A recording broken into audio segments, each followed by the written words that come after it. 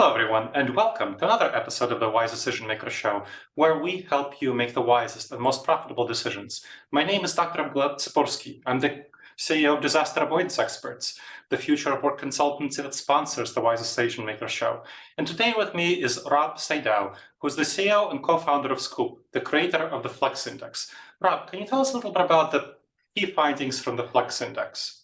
Sure. So the Flex Index is a global repository of office requirements. So we have requirements from 4,500 companies across 30,000 plus offices. Those companies employ more than 100 million people.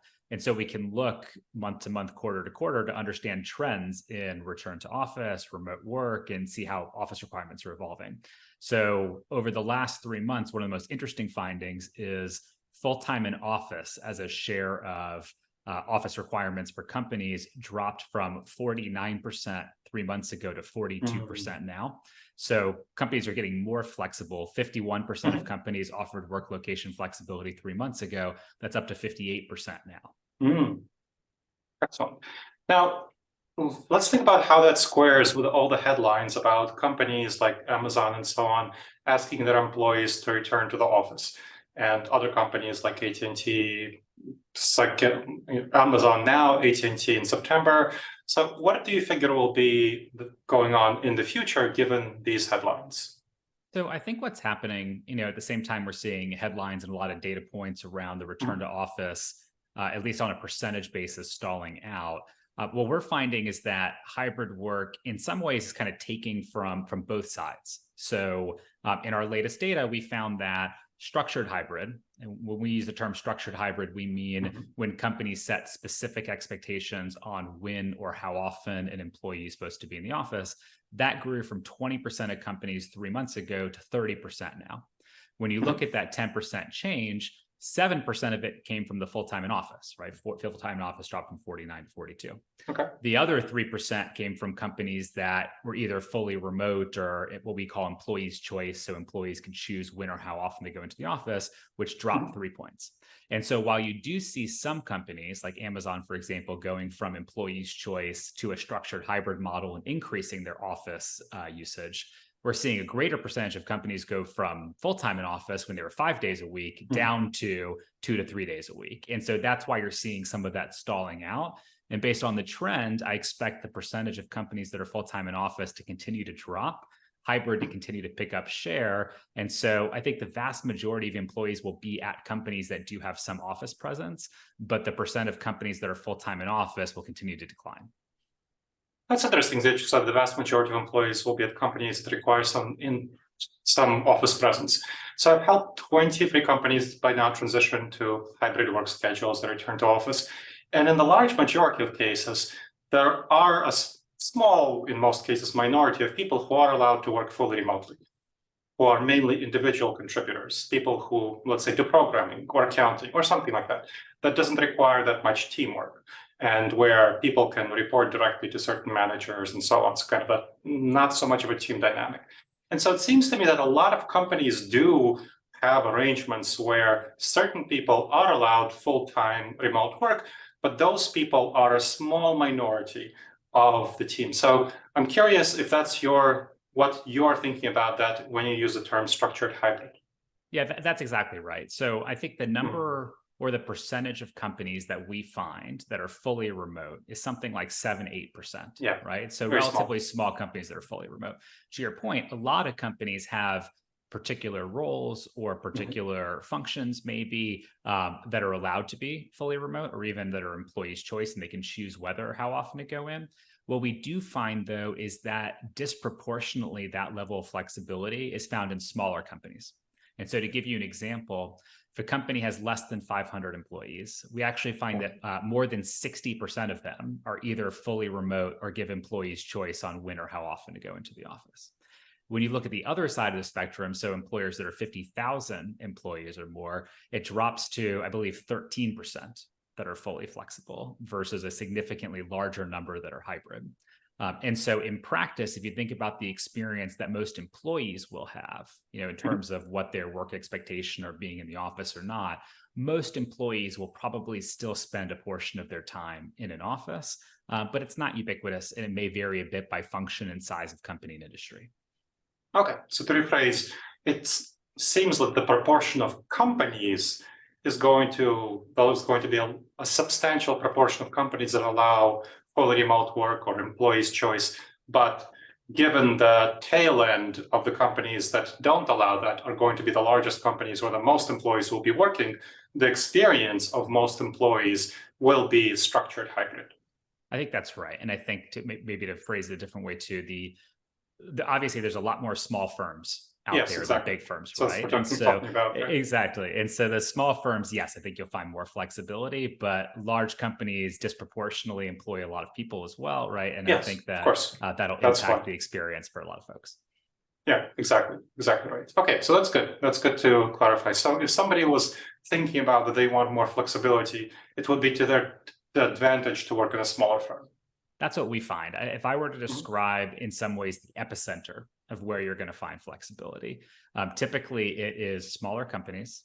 It is in particular industries. And so the industries that we find most commonly are tech, which is far and away the most flexible. I think 70+% of tech companies are fully flexible still, which is a big difference, right, from other industries.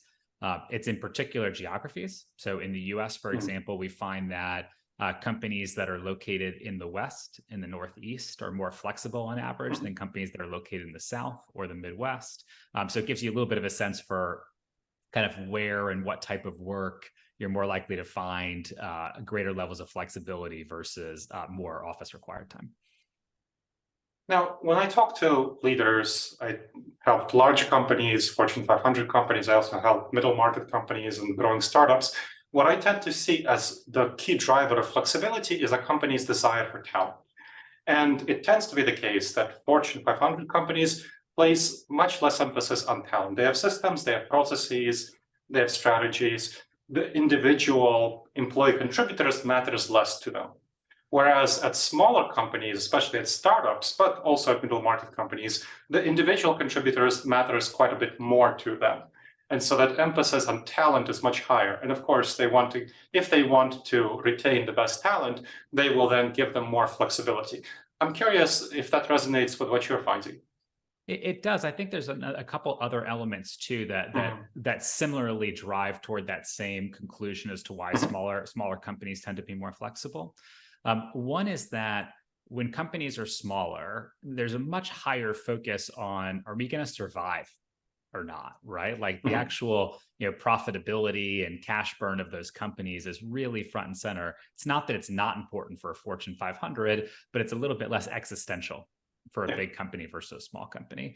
And so for small companies, offices traditionally are a huge part of the expense base, right? It's generally the second biggest expense behind people.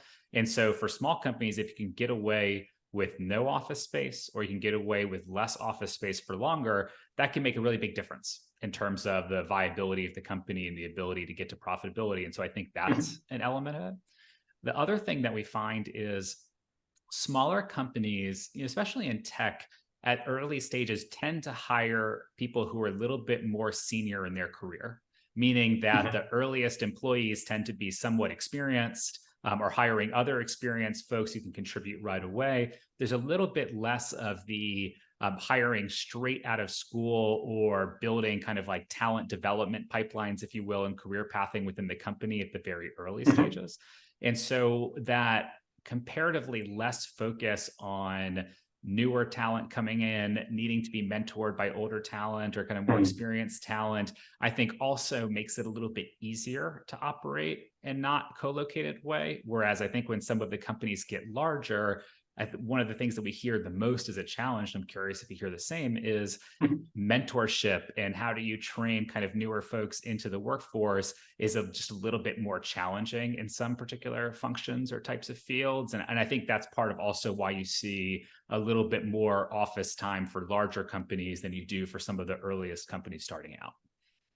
Yeah, with my clients who are middle market companies, but who are more established, I definitely see more of a focus on mentoring and more of a desire to have young people spend more time in the office to get mentoring. So that's definitely the case that happens, yes.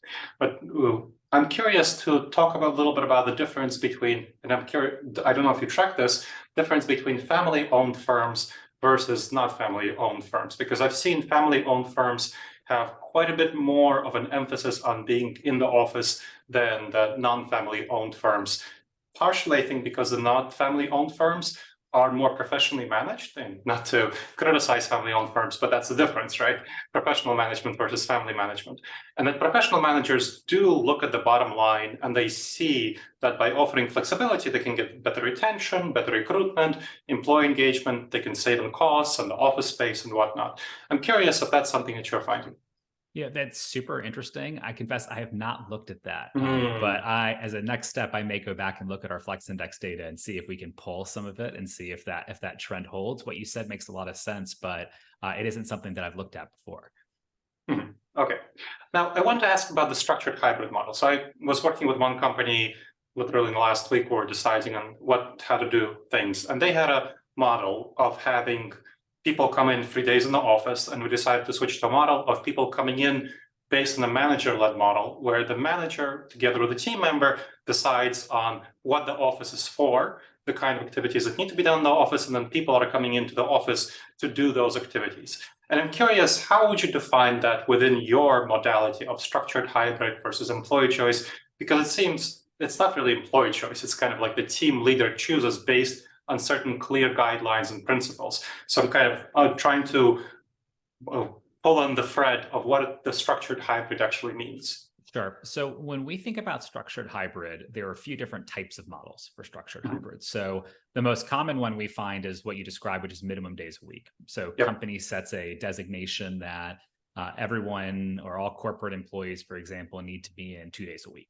or 3 days a week.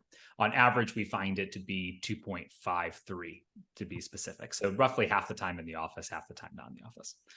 Second most common is specific days. So everyone should be in on Tuesdays and Thursdays, for example. Third most common is both minimum and specific. So that could be, we want people in 3 days a week, and one of those days needs to be Tuesday. And then the least common we find is percentage of time. So we want people to spend at least 20% of their week in the office. One of the reasons why I think minimum days per week is becoming more common, more popular, and we saw a big move toward minimum days over the last 3 months. I think now 62% of structured hybrid firms are minimum days, is because minimum days allows, in some ways, the company to set the kind of like almost like the bumper rails from a bowling lane, for example, and say, hey, look, we want people to be in the office, 2 days a week or 3 days a week, but we're going to leave the flexibility on what days those are to the front lines. And a manager or a team can actually set team level agreements.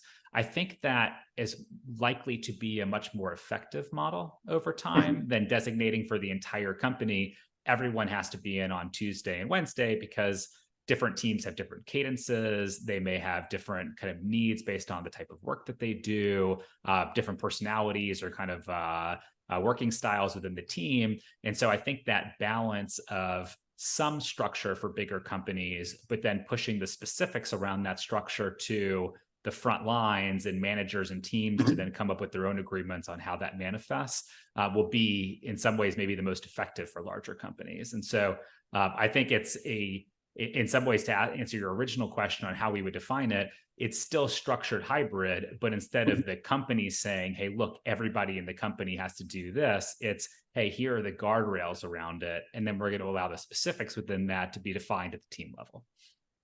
Yeah, what we did was we set a certain framework where we figured out what are the decision-making criteria by which teams are going to make a decision. So learning is going to be the most important criteria, followed by recruitment, followed by retention, followed by innovation, and finally well-being. So those are going to be the criteria by which team leaders are making the decision, okay, how often are you coming to the office? And it's going to be a slow transition where right now it's still 3 days a week for everyone, and then the company will decrease that obligation from 3 days a week to 2 days a week, where the manager gets to decide, okay, if you want 2 days a week, choose the 2 days. You can also decide 3 days a week or whatever, but that's going to be a slow transition over time. So it sounds like the company is going toward what you're describing as more companies going toward. And I think that's right. And I think there are a couple major benefits to that. One is, in the event that different teams end up spreading out to different days, not everybody is in on Tuesday or Wednesday, for example, then the aggregate real estate needs for the company come down a little bit, right? Exactly. And so there's some cost saving opportunity around that. It also probably creates a better balance. In some ways, I've described what's happening between companies and employees in the structured hybrid world as a bit of a truce, right? I think the average executive at a large company generally would prefer people be in the office a little bit more often, at least we see. The average employee would typically like to be in the office a little bit less often. But a structured hybrid model where you spend part of your time in the office, part of the time working remotely, you kind of agree with your team on what that's going to look like, preserve some of the aspects of flexibility that I think have become very important to employees over time, while still accomplishing some of the core objectives that companies are hoping to accomplish, and co-creation and collaboration in office and what that looks like. And I think that's why those models are starting to gain momentum and popularity. Excellent. Well, let's finish up with the last question I want to ask you, which is about the impact of AI on hybrid work. And here's what I'm seeing already in my clients.